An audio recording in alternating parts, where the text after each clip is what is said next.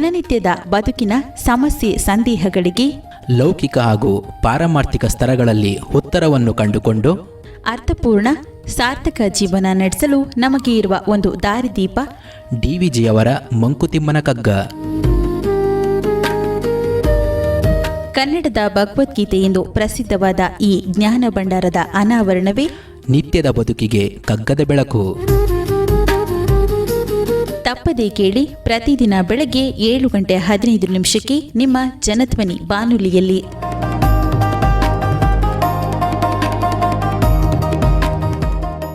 ಆತ್ಮೀಯ ಶ್ರೋತೃಗಳಿಗೆ ನಮಸ್ಕಾರ, ಸುಪ್ರಭಾತ. ಡಿವಿಜಿರವರ ಮಂಕುತಿಮ್ಮನ ಕಗ್ಗದ ಅಧ್ಯಯನ ನಿತ್ಯದ ಬದುಕಿಗೆ ಕಗ್ಗದ ಬೆಳಕು, ಈ ಕಾರ್ಯಕ್ರಮವನ್ನು ಇವತ್ತು ಮುಂದುವರ್ಸೋಣ. ಅಣುಸಂಖ್ಯೆ ಎಣಿಸುವನು ವಿಶ್ವದಲ್ಲಿ ವಿಜ್ಞಾನಿ ಗುಣಿಸುವನು ಭೂತ ಶಕ್ತಿಗಳನ್ ಅದರಿಂದೇಂ ಗಣಿತ ಸಾಧ್ಯದ ಹಿಂದೆ ಅಗಣ್ಯದ ಮಹತ್ ತತ್ವ ಅಣಗಿಹುದು ಮೂಲವದು ಮಂಕುತಿಮ್ಮ.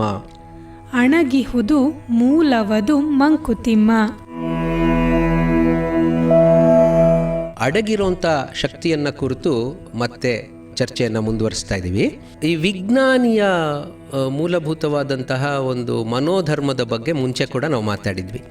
ಸುತ್ತಮುತ್ತ ನಡೀತಾ ಇರೋವಂಥದ್ರ ಬಗ್ಗೆ ಪ್ರಶ್ನೆಗಳನ್ನು ಎತ್ತಿ ಅದನ್ನು ಅರ್ಥ ಮಾಡ್ಕೊಳ್ಳೋದಕ್ಕೆ ತನ್ನದೇ ಆದಂಥ ರೀತಿಯಲ್ಲಿ ಸಂಶೋಧನೆಗಳನ್ನು ಮಾಡಿ ಅದನ್ನು ಎಣಿಸಿ ಇದನ್ನು ಅಳೆದು ಇನ್ನೊಂದನ್ನು ಪರಿವರ್ತನೆ ಮಾಡಿ ಏನೋ ಮಾಡಿ ಅರ್ಥ ಮಾಡ್ಕೊಳ್ಳೋಂಥ ಪ್ರಯತ್ನ ಮಾಡೋವಂಥವನು ವಿಜ್ಞಾನಿ ಅಂತ.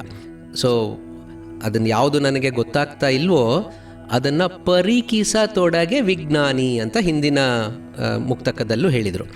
ಸೊ ಹಾಗೆ ಆ ಪರೀಕ್ಷೆ ಮಾಡ್ತಾ ಪ್ರಪಂಚವನ್ನು ಅರ್ಥ ಮಾಡ್ಕೊಳ್ಳೋವಂಥ ತನ್ನ ಒಂದು ಸಂಶೋಧನೆಗಳಲ್ಲಿ ವಿಜ್ಞಾನಿ ಏನು ಮಾಡ್ತಾನೆ, ಅಣುಗಳನ್ನು ಹುಡುಕ್ತಾ ಹೋಗ್ತಾನೆ, ಆ್ಯಟಮ್ಸ್ನ ಸಂಖ್ಯೆಗಳನ್ನು ಎಣಿಸ್ತಾನೆ. ಸೊ ಅಣುಗಳನ್ನು ಹುಡುಕ್ತಾ ಸಂಖ್ಯೆಗಳನ್ನು ಎಣಿಸ್ತಾ ಪ್ರತಿಯೊಂದನ್ನು ಕೂಡ ಬಿಡಿಸಿ ನೋಡ್ತಾನೆ. ಇವಾಗ ಅಣು ಅನ್ನೋವಂಥದ್ದು ಒಂದು ಸಾಂಕೇತಿಕವಾದಂಥ ಉದಾಹರಣೆ ಅಂತ ನಾವು ತಗೋಬೋದು. ಯಾವುದೋ ಒಂದು ವಸ್ತು ಇದೆ, ನೀರಿನ ಒಂದು ಕೆಮಿಕಲ್ ಫಾರ್ಮುಲಾ ಏನು, H2O ಅಂದರೆ ಹೈಡ್ರೋಜನ್ನಿನ 2 ಆಟಮ್ಸು ಆಕ್ಸಿಜನ್ನಿನ 1 ಆಟಮ್ ಸೇರಿದ್ರೆ ಅದು ನೀರಾಯಿತು ಅಂತ. ಸೊ ಅದನ್ನು ಕಂಡು ಹಿಡ್ಕೊಂಡ ಮನುಷ್ಯ. ಅದನ್ನು ನೆಕ್ಸ್ಟು ಹೈಡ್ರೋಜನ್ ಅಂದರೆ ಏನು ಅಂತ ಕಂಡು ಹಿಡಿತಾ ಬಂದ. ಹೈಡ್ರೋಜನ್ನಲ್ಲಿ ಇಷ್ಟು ನ್ಯೂಕ್ಲಿಯಸ್ ಇದೆ, ಇಷ್ಟು ಎಲೆಕ್ಟ್ರಾನ್ಸ್ ಇದೆ. ಆಕ್ಸಿಜನ್ನಲ್ಲಿ ಇಷ್ಟು ನ್ಯೂಕ್ಲಿಯಸ್ಸಿನ ಪ್ರೋಟಾನ್ಸ್ ಇಷ್ಟಿದೆ, ಎಲೆಕ್ಟ್ರಾನ್ಸ್ ಇಷ್ಟಿದೆ.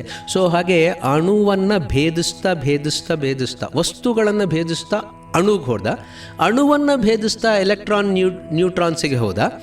ಸೊ ಹಾಗೆ ಒಂದು ಮರ ಅಂತಂದರೆ ಆ ಮರವನ್ನು ಭೇದಿಸ್ತಾ ಅದರೊಳಗಡೆ ಇರೋವಂಥ ಜೀವಕೋಶಗಳು, ಯಾವ್ಯಾವ ರೀತಿಯ ಜೀವಕೋಶ, ಅದು ಏನೇನು ಮಾಡುತ್ತೆ. ಸೊ ಈ ಥರ ಪ್ರತಿಯೊಂದನ್ನು ಕೂಡ ಎಣಿಸ್ತಾ ಭಾಗಿಸ್ತಾ ಗುಣಿಸ್ತಾ ಹೋಗ್ತಾನೆ. ಪ್ರತಿಯೊಂದನ್ನು ಅರ್ಥ ಮಾಡ್ಕೊಳ್ಳೋದಕ್ಕೆ ಪ್ರಯತ್ನವನ್ನು ಪಡ್ತಾನೆ. ನಾವು ಮುಂಚಿನ ಒಂದು ಮುಕ್ತಕದಲ್ಲಿ ಕೂಡ ನೋಡಿದ್ವಿ, ಮನುಷ್ಯನ ಶರೀರದಲ್ಲಿ ಎಷ್ಟು ಮೂಳೆ ಇದೆ, ಎಷ್ಟು ಮಾಂಸಖಂಡಗಳಿದೆ ಅಂತೇನೋ ಎಣಿಸ್ಬಿಡ್ತಾನೆ. ಆದರೆ ಆ ಮಾಂಸಖಂಡಗಳಿಗೆ ಜೀವವನ್ನು ತುಂಬುತ್ತಾ ಇರುವಂಥ ಆ ಚೈತನ್ಯ ಇದೆಯಲ್ಲ, ಅದನ್ನು ಅವನು ಎಣ್ಸೋಕ್ಕಾಗಲ್ಲ ಅನ್ನೋದನ್ನು ನೋಡಿದ್ವಿ. ಅದನ್ನೇ ಇಲ್ಲಿ ಮತ್ತೆ ಡಿವಿಜಿಯವರು ಇನ್ನೊಂದು ರೀತಿಯಲ್ಲಿ ಹೇಳ್ತಾರೆ.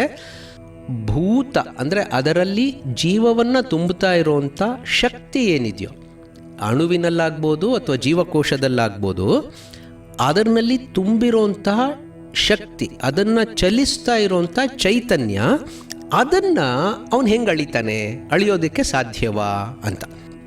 ಗಣಿತ ಅನ್ನೋಂಥದ್ದು ಸೀಮಿತದ ಹಂತಕ್ಕೆ ಮಾತ್ರ ನಮಗೆ ವಿವರಗಳನ್ನು ತಿಳಿಸಿಕೊಡುತ್ತೆ. ಆ ಗಣಿತದ ಹಿಂದೆ ಅಗಣ್ಯವಾದ, ಅಂದರೆ ನಮಗೆ ಮೆಷರ್ ಮಾಡೋದಕ್ಕೆ ಸಾಧ್ಯವಿಲ್ಲದೆ ಇರುವಂತಹ ಯಾವುದೋ ಒಂದು ಮಹತ್ ತತ್ವ ಇದೆ. ಆ ತತ್ವವನ್ನು ನಾವು ಎಣಿಸೋದಕ್ಕೆ, ಗುಣಿಸೋಕ್ಕೆ, ಭಾಗಿಸೋಕ್ಕೆ, ಅದನ್ನು ಮಾಡೋದಕ್ಕೆ ಸಾಧ್ಯ ಇಲ್ಲ ಅನ್ನೋದು ಇಲ್ಲಿ ಮಂಡಿತವಾಗ್ತಾ ಇರೋವಂಥ ವಿಚಾರ. ನಮ್ಗನ್ಸ್ಬೋದು, ಅಯ್ಯ ಹೌದಾ, ಅದು ಹೆಂಗೆ ಸಾಧ್ಯ, ಎಲ್ಲದನ್ನು ನಾವು ಎಣಿಸೋದಕ್ಕಾಗಬೇಕಲ್ಲ, ಎಲ್ಲದನ್ನು ನಾವು ಒಂದು ರೀತಿಯಲ್ಲಿ ವಿಜ್ಞಾನದ ಭಾಷೆಯಲ್ಲಿ ಹೇಳೋದಕ್ಕೆ ಸಾಧ್ಯವಾಗಲೇಬೇಕಲ್ಲ ಅಂತ. ಈ ಮಹತ್ತಾದಂತಹ ತತ್ವ ಎಲ್ಲರೊಳಗೂ ಅಡಗಿದೆ ಅನ್ನೋದಕ್ಕೆ ನಮಗೆ ಅನೇಕ ಉದಾಹರಣೆಗಳು ನಮಗೆ ಸಿಗ್ತವೆ.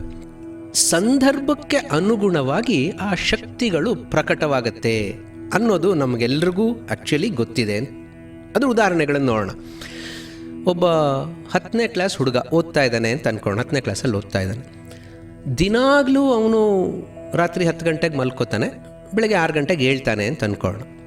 ಸರಿಯಪ್ಪ, ಅದು ಮಾಡ್ತಾ ಇದ್ದಾನೆ. ಪರೀಕ್ಷೆ ಸಮಯ ಬಂತು. ಮಾರ್ಚಿ ತಿಂಗಳಲ್ಲಿ ಪರೀಕ್ಷೆ. ಫೆಬ್ರವರಿ ತಿಂಗಳಲ್ಲಿ ಅವ್ರ ಮೇಷ್ಟ್ರು ಮನೆಯವರು ಎಲ್ಲ ಹೇಳಿದ್ರು, ಇಲ್ಲ ನೀನು ಓದಬೇಕು, ಚೆನ್ನಾಗಿ ಓದಬೇಕು ಅಂತ. ಹೆಂಗೆ ಓದೋದು? ಸಮಯ ಇರೋದು 24 ಗಂಟೆ. ಸೊ ಅವಾಗೇನು ಮಾಡ್ತಾನೆ ಅವನು? 12 ಗಂಟೆ ತನಕ ಎದ್ದಿದ್ದು ಬೆಳಗ್ಗೆ 4 ಗಂಟೆಗೆ ಎದ್ದು ಓದೋಕ್ಕೆ ಶುರು ಮಾಡ್ತಾನೆ. ಇದುವರೆಗೂ ಅವನು ಆ ರೀತಿ ಮಾಡಿದ್ದೇ ಇಲ್ಲ. ಈಗ ಅವನು ಮಾಡೋಕ್ಕೆ ಶುರು ಮಾಡ್ದ. ಅದು ಹೇಗೆ ಮಾಡೋಕ್ಕೆ ಶುರು ಮಾಡ್ದ? ಅವನು ಒಳಗೆ ಏನೋ ಒಂದು ಶಕ್ತಿ ಇದೆ, ಅದು ಅವನಿಗೆ ಒಂದು ಧ್ಯೇಯವನ್ನು ಕೊಡ್ತು. ಆ ಧ್ಯೇಯದ ಕಡೆ ಅವನ ಗಮನ ಹೋದಾಗ ಅವನಿಗೆ ಎಣಿಸಬಹುದಾದಂಥ ವಿಚಾರಗಳೇನೇನಿದ್ವೋ, ಇವಾಗ ನಾನು ಇಷ್ಟೊತ್ತಿಗೆ ಮಲ್ಕೋತೀನಿ, ಇಷ್ಟೊತ್ತಿಗೆ ಎದ್ದೇಳ್ತೀನಿ ಅನ್ನೋದನ್ನೆಲ್ಲ ಏನೇನು ಅವನು ಗಣಿತಕ್ಕೆ ಸಿಕ್ಕುವಂಥ ವಿಚಾರಗಳೇನಿದ್ವೋ ಅದನ್ನು ಮೀರಿದಂತಹ ಒಂದು ಶಕ್ತಿ, ಆ ಗಣ್ಯವಾದಂತಹ ಶಕ್ತಿ ಅವನಿಗೆ ವಿಶೇಷ ಒಂದು ಚೈತನ್ಯವನ್ನು ಕೊಡ್ತು.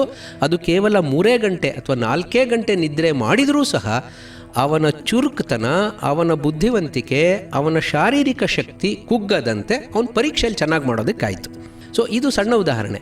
ಅದೇ ರೀತಿಯಿಂದ ನಾವು ಕಾಡಲ್ಲಿ ಹೋಗ್ತಾ ಇದ್ದೀವಿ ಅಂತ ಅಂದ್ಕೊಳ್ಳೋಣ. ಸಡನ್ನಾಗಿ ಆನೆ ಬಂದ್ಬಿಡ್ತು.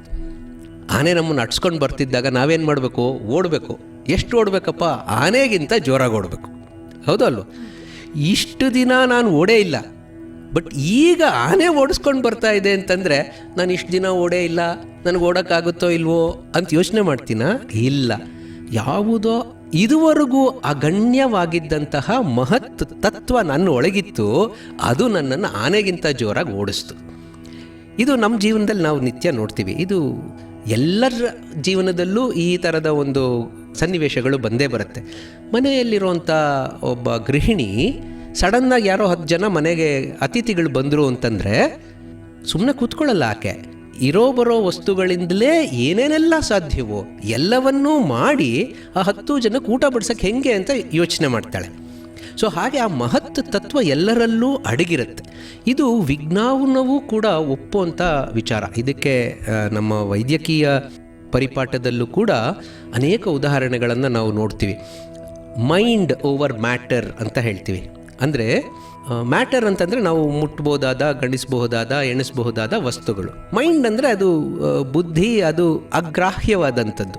ಸೊ ಆ ಅಗ್ರಾಹ್ಯವಾದಂತಹ ಮೈಂಡ್ ನಮ್ಮ ದೇಹದ ಶಕ್ತಿಗಳಿಗೆ ವಿಶೇಷ ಚೈತನ್ಯವನ್ನು ಕೊಡುವಂಥ ಅದೆಷ್ಟೋ ಉದಾಹರಣೆಗಳು ನಮ್ಮ ವೈದ್ಯಕೀಯ ಕ್ಷೇತ್ರದಲ್ಲೂ ಕೂಡ ದಾಖಲಾಗಿವೆ.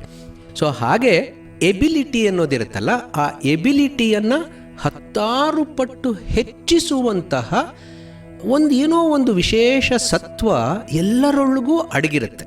ಸಾಧಾರಣವಾದಂಥ ಸನ್ನಿವೇಶದಲ್ಲಿ ಅದು ಪ್ರಕಟವಾಗಲ್ಲ. ಆದರೆ ಕೆಲವು ಕ್ರೈಸಿಸ್ ಅಂತೀವಲ್ಲ, ಒಂದು ವಿಪರೀತ ಪರಿಸ್ಥಿತಿಗಳು, ಆ ವಿಪರೀತ ಪರಿಸ್ಥಿತಿಗಳಲ್ಲಿ ನಮ್ಮನ್ನು ಅದು ಮೇಲಕ್ಕೆ ಎತ್ಕೊಂಡು ಹೋಗುತ್ತೆ. ಎತ್ಕೊಂಡು ಹೋಗಿ ನಮಗೆ ಇದುವರೆಗೂ ಸಾಧಿಸೋದಕ್ಕೆ ಆಗಲ್ಲ ಅಂತ ನಾವೇನೇನು ಅಂದ್ಕೊಂಡಿದ್ವೋ ಅದನ್ನು ಸಾಧಿಸೋದಕ್ಕೆ ನಮಗೆ ಪ್ರೇರಣೆಯನ್ನು ಕೊಡುತ್ತೆ, ಶಕ್ತಿಯನ್ನು ಕೊಡುತ್ತೆ. ಸಾಧಿಸಿ ತೋರಿಸೋದು ನಾವು ತೋರಿಸ್ತೀವಿ. ಆಮೇಲೆ ತಿರ್ಗಾ ಅದನ್ನೇ ಮಾಡಿ ಅಂತಂದರೆ ಬಹುಶಃ ನಮಗಾಗಲಿಕ್ಕಿಲ್ಲ. ಅದು ಪ್ರತಿ ಸರ್ತಿನೂ ಅದೇ ರೀತಿ ನಮಗಾಗುತ್ತಾ ಅಂತಂದರೆ ಅದಾಗಲಿಕ್ಕಿಲ್ಲ. ಬಟ್ ಆ ಸಂದರ್ಭಕ್ಕೆ ನಾವು ಎದ್ದು ನಿಂತು ನಮ್ಮ ಸ್ತರವನ್ನು ಎತ್ತರಿಸಿಕೊಂಡು, ನಮ್ಮ ದಕ್ಷತೆಯನ್ನು ಹೆಚ್ಚಿಸ್ಕೊಂಡು, ನಮ್ಮ ಕಾರ್ಯಶಕ್ತಿಯನ್ನು ಹೆಚ್ಚಿಸ್ಕೊಂಡು ಏನನ್ನೋ ಒಂದು ವಿಶೇಷವಾದಂಥದ್ದನ್ನು ಸಾಧಿಸಿರ್ತೀವಿ.